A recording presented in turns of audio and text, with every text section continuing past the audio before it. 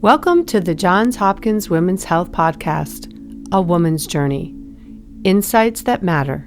I'm Kelly Gear-Ripken, and I invite you to listen to Johns Hopkins specialists discuss the latest topics in women's health. Now here's your host, Lily Shockney. Hi, this is Lily Shockney from A Woman's Journey at Johns Hopkins, and this is our podcast, Healthy Insights That Matter. An estimated 8 million Americans are affected by peripheral arterial disease, also known as PAD.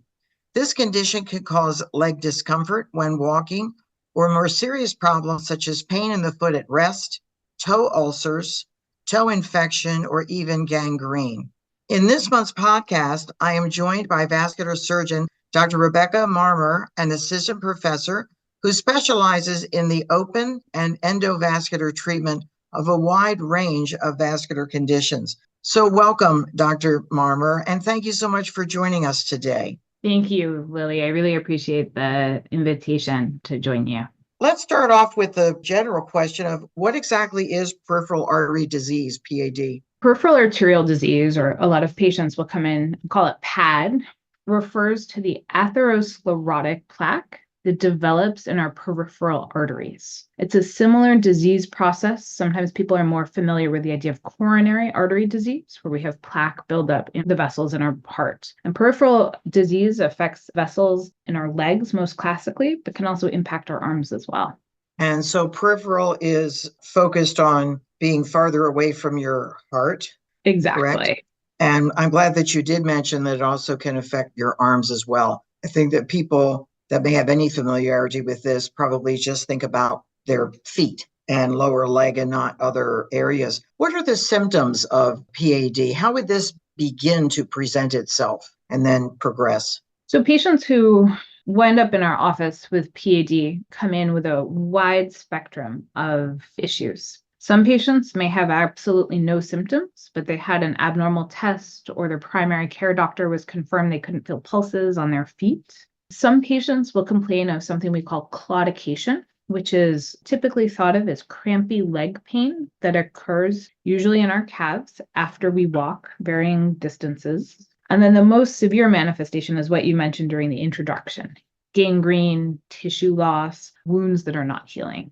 Who would you say is at risk primarily for developing PAD? So unfortunately, really everybody is at risk for developing PAD, but we know there are specific risk factors. We know smoking is probably the number one risk factor for the development of PAD. We know older age, so advanced age, is a risk factor. There's certainly a genetic component, and then there are other diseases that are associated with PAD. So those include high blood pressure or hypertension, hyperlipidemia or high cholesterol. Diabetes is a huge one. It's a common disease process. I suspect that our audience probably knows individuals, family or friends, who may even have lost a leg, particularly if they're a brittle diabetic with very poor circulation. That's unfortunate, but I've had 2 in-laws that have had that happen to them. Can any of these risk factors be modified? Certainly smoking could be modified. Now, the person who's the smoker might say, nope, can't be modified. Smoking is the number one risk factor, we would say, and it certainly is the number one modifiable risk factor. And every patient that I see who's smoking, we always check in, are you smoking? Yes. And I remind them, I say I am making no judgment, and that's the honest to God truth, but that quitting smoking is the single most important thing that they can do to improve their health. We offer resources to help them in that journey, and we check in. And I have patients who I've seen for a couple of years, no interest, and all of a sudden something has changed and they, doc, I've been thinking about it. The time has come. What do you suggest? So they probably got some foxhole religion. That'll encourage lots of better behavior lifestyles. What about secondhand smoke? If they live with a smoker? That is the hardest. In fact, my hardest patients are when I see one patient for PAD who's smoking and then their spouse is also there and they both smoke. And at that point, sort of both become my patients in that moment. And I say, you care about him, you're here with him. And usually the wives are very concerned that their husband's going to lose the leg. And I say, this is a journey we have to walk on together. So it's interesting. Sometimes we see couples make the commitment in the office to give up smoking. That's good. You also just made a pun. You said we're going to go on this walk together. Um, I love a good leg pun. how is PAD formally diagnosed? Certainly you'll see someone with purple legs and probably ulcers on their calves and such and purple toes, but there certainly are some formal tests that are done. Can you review those with us? So the most commonly used test to make the diagnosis of PAD is something called the ankle brachial index. And that is, I think, most vascular surgeons' favorite diagnostic test because it offers us so much information, is non-invasive, it's quick to perform, and is just, if you could design a test, this would be the test you would want to design. And what we do is we check the blood pressure in the arms, which is where we typically check the blood pressure. And then we have blood pressure cuffs of varying size. And we check actually toe pressure. So we put a little tiny blood pressure cuff on the toe. Then we check the blood pressure cuff at the ankle, the calf, the thigh. And we calculate a ratio. So I always ask patients, when you go to the doctor, where do they check your blood pressure? And so it's at the arm. So we say that's normal blood flow. 100% of blood flow is in the arm. And then we compare how much blood flow is getting down to the toe, getting down to the ankle. And there are certain numbers that we use. So classically, an ABI less than 0.9 or 90% of normal is consistent with a diagnosis of PAD. Okay, wow. That must be the tiniest little blood pressure cuff to go in your toe. They're really cute. Barbie size, right? Yes. Make them pink for all the girls. Yeah.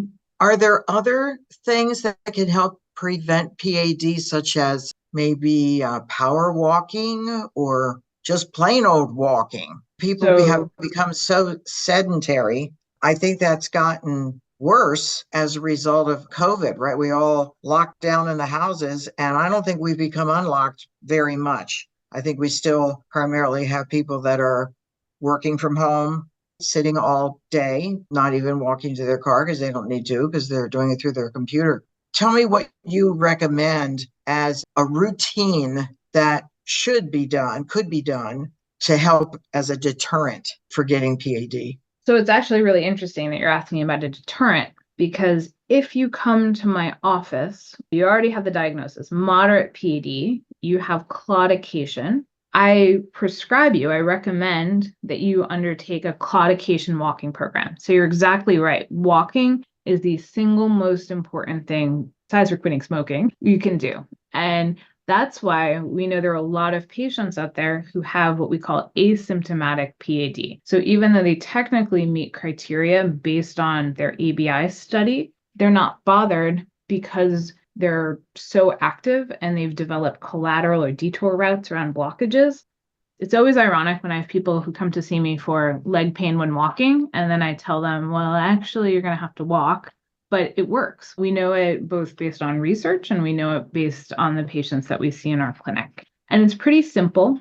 What we want you to do is we want you to walk until you get that crampy pain in your calves. And that's going to vary based on an individual. So for some people, that may be 3 or 4 minutes. Some people may be able to do 10 minutes before that pain kicks in. And then when you get the pain, we don't want you to stop. If you stop, your body says, I got enough blood flow. Like, I don't need any extra help here. But if you keep pushing past, not to the point where you're so fatigued that you need to take a nap for an hour, but just to the point where it's spicy enough for another minute or two, your body says, I got to grow some detour routes. I got to grow some collateral pathways to get more blood flow. So you walk, get the spicy pain, continue for another minute or two, then you stop. You don't sit down. You don't have a drink of lemonade. You don't massage your calves. You really just stop. The pain should resolve in 1 to 3 minutes, and then you continue on. We'd like you to do this for about half an hour, 4 or 5 times a week. Okay. And gradually, over time, the hope is that wherever you started, if you started, you could only do 3 or 4 minutes before stopping.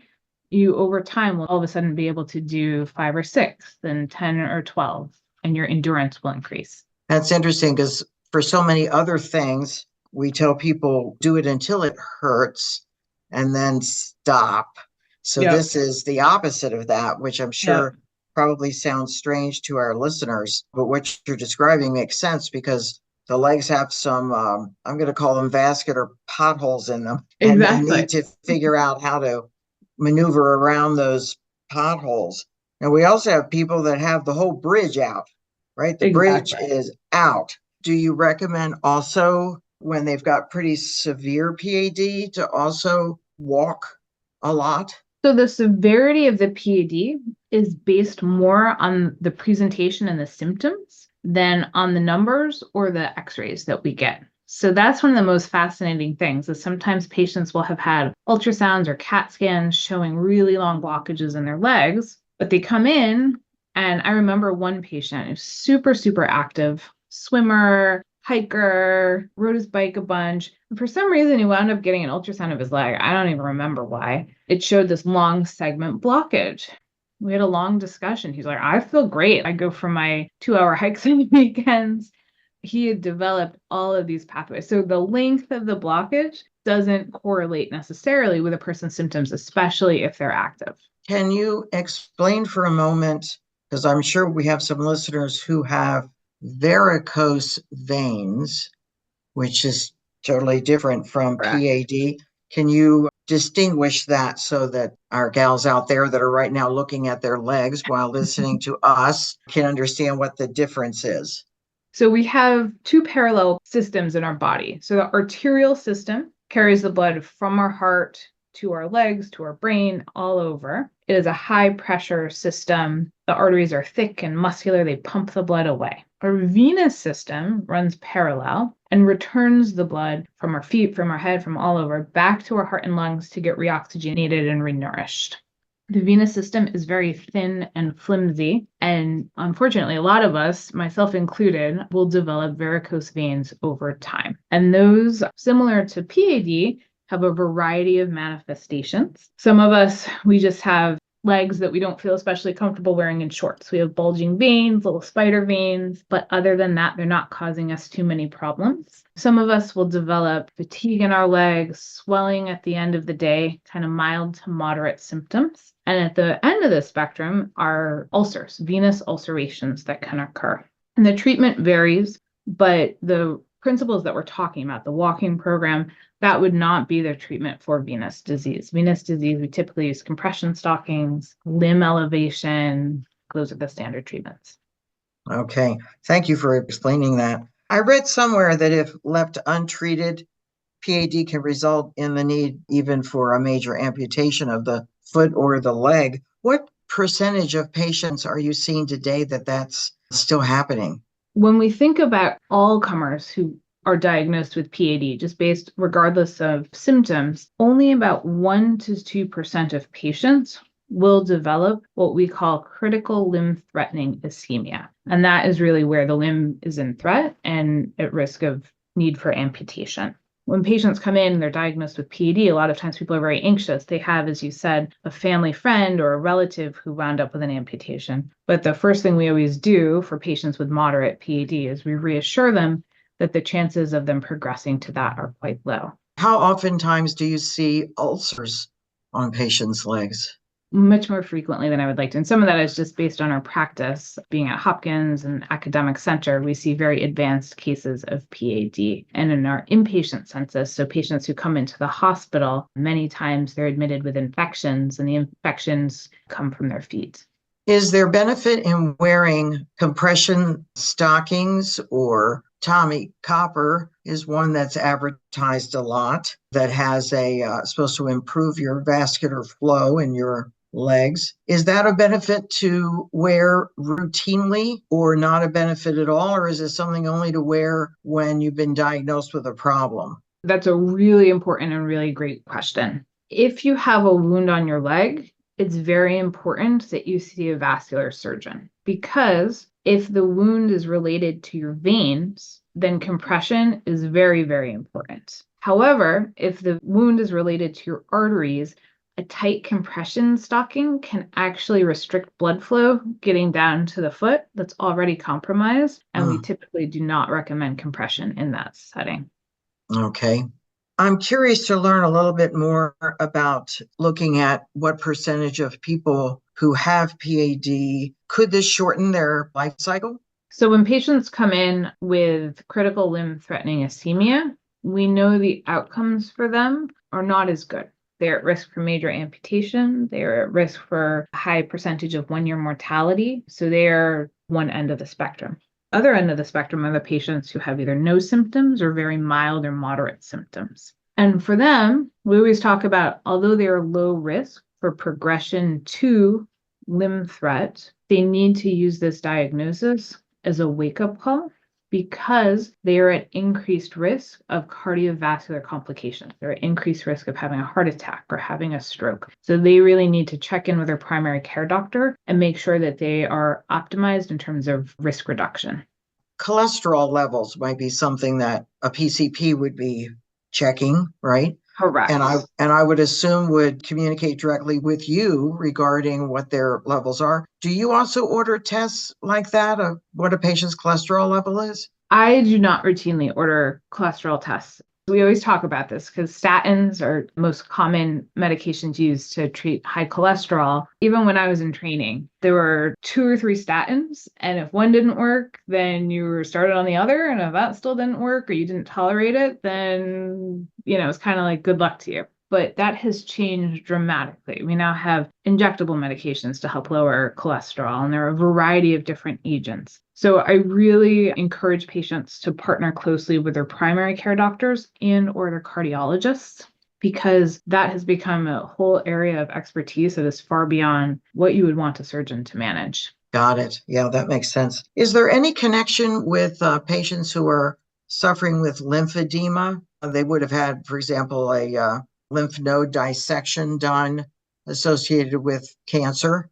For breast cancer, it certainly can cause lymphedema of the arm, but there also are lymph nodes that are removed in the groin area too, quite common, and their leg becomes huge. Absolutely. It's such a debilitating chronic illness. I've had patients say, this is worse than having the cancer. The cancer was a walk in the park comparing to dealing with this for the rest of my life.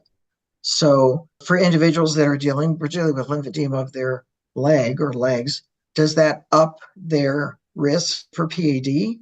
That's a good question. I'm not aware of a specific link between them. It's when we think about the vasculature that feeds the leg, we think about exactly arteries, veins, and lymph nodes. I think it's important for everybody who's been diagnosed with lymphedema to also have a thorough investigation of both their arterial and their venous system. Lymphedema is very difficult to manage, but if you also have venous insufficiency or varicose veins, you may benefit from treatment of that, which is usually easier than treatment of the lymphedema. I would say all of those avenues need to be explored for every patient with lymphedema. Good. Tell us about what kind of research is happening in the field of PAD. Because it's such a common disease, there is a ton of research. Recently, our society's just finished the BEST CLI trial, which is really interesting. It was comparing minimally invasive or endovascular techniques for revascularization with open surgical bypass. And it was a really extensive trial, multi-center, randomized. It's amazing that we were able to randomize patients with wounds into this trial. Ultimately, they found that for patients who have an adequate greater saphenous vein, which is the vein we typically use for a surgical bypass, they actually did better with a surgical bypass. But I will say this trial has been discussed, and there's a lot of questions around who is performing the procedures and how aggressive. And so I think if you talk to a lot of vascular surgeons, we recognize the importance of the venous bypass, but I think we are still very interested in pursuing minimally invasive techniques for appropriately selected patients. And is there other research also happening? Tell us more. So one of the other most fascinating areas is being led by my partner, Dr. Caitlin Hicks, who is really diving deep into the appropriate use of endovascular techniques in the management of peripheral arterial disease. Because when you look at data across the country, the practice patterns amongst interventionalists, and remember, in the PAD space, there's vascular surgeons that perform interventions, there's cardiologists, there's interventional radiologists. So varying practice patterns and patient outcomes related to those practice patterns to try to really hone in on what patients benefit from our interventions, what type of intervention should we be offering patients, how should we be doing that, I think that's one of the most exciting and fascinating areas right now. I saw an infomercial this week on television. It showed a real patient who had had all of her toes amputated. Her foot was actually shown, there wasn't any blurring of it. It's there she is. She said that she really didn't believe it until the surgery was done. And she said that now she knows the value of becoming a non-smoker. I was very pleased to see that such infomercials are out there now, and not just solely focusing on lung cancer, but also showing other pitfalls that certainly can happen for individuals who are smokers. I also met yesterday, I met an older man in an orthopedic clinic who was there for a broken arm. But I looked at his, how we are. We can't help but do medical things when we're even not in a medical environment for seeing our own patients. But he clearly had PAD. He had a big ulcer on one calf and 2 large scabs on the other leg. And I was asking him about that. And he was very grumpy about it. He said that his doctor had given him these, what he called socks to wear. And he said, I don't like them. They're too tight. I can't get them on. And he says, now I definitely can't get them on because I broke my arm. And I said, did you let your doctor who has been trying to manage your problems with your legs know that you broke your arm? No. So I thought, boy, oh boy, oh boy, if ever there's a time for multidisciplinary care and home health to come in and help this man, because he was a widower, lived alone, was quite obese, which certainly doesn't help his legs either. He just had on shoes that looked like they weren't safe to wear either. I told him, I said, you were in an accident looking for a place to happen. And he showed me his arm in a cast. He said, I found a place. So, boy, oh boy, this could really derail him at this point because he's trying to do things on his own. And sometimes that's just not a good idea. And I told him, I said, well, I bet you I see you in here again. We're probably going to be keeping a similar orthopedic schedule, and I'm going to hopefully see some stockings on you. But I told him, I said, I really want you to have home health come in and help you, and you to call your doctors and tell them what's happened. So he didn't commit to me. He did understand that I cared about him, and I guess that was important. I hope he's thinking about me. Next time I'm going to write him a note to take home. Please do this for me. I've also read, and you have to tell me if you think this is accurate, that if you write on a prescription pad a walking routine that you want your patient to do, there's a higher probability they will do it than if you just verbally tell them, I'd like you to walk. And this is how frequently, and this is how long, and this is why. Is that correct? I'm not aware of the specific data, but anecdotally, I'll tell you, I have much better luck when I give specific instructions, and every patient who we recommend in our clinic, they leave with very clear instructions. Sometimes we personalize it. We make it big enough so they can read it. Because I know when I go to the doctor, and I am a doctor, they tell me things and I'm like anxious, you don't remember anything. So I think written instructions are really beneficial. Absolutely. And I get very frustrated when I hear physicians say, you understood all of that, right? Because the patient's embarrassed to say, I didn't get any of it. I have no clue what you're talking about. And if the patient's sitting there nodding their head, that also implies I'm understanding you when they're just nodding their head. Correct. We have no idea. They're politely nodding. Repeat back to us in their own words what they believe we told them. And it may be very different. You were talking about the compression stockings, and I want to tell you what I tell all my patients with compression stockings. So everybody always asks, what are the best compression stockings? And the answer is very, very simple. The best compression stockings are the ones that you are willing to wear. So if I write a prescription for pressure that is so uncomfortable and they are so ugly and so itchy that you're never going to wear them, then I've done you zero favors. They're not very expensive. Try a couple, order them from Amazon, go to your drugstore, see what is comfortable, if the patterns are more appealing. I've had better luck that way. I love that you're willing to wear. Boy, oh boy, you're right on the mark, because they'll just sit in the drawer or go back to Amazon, right? They'll do one exactly.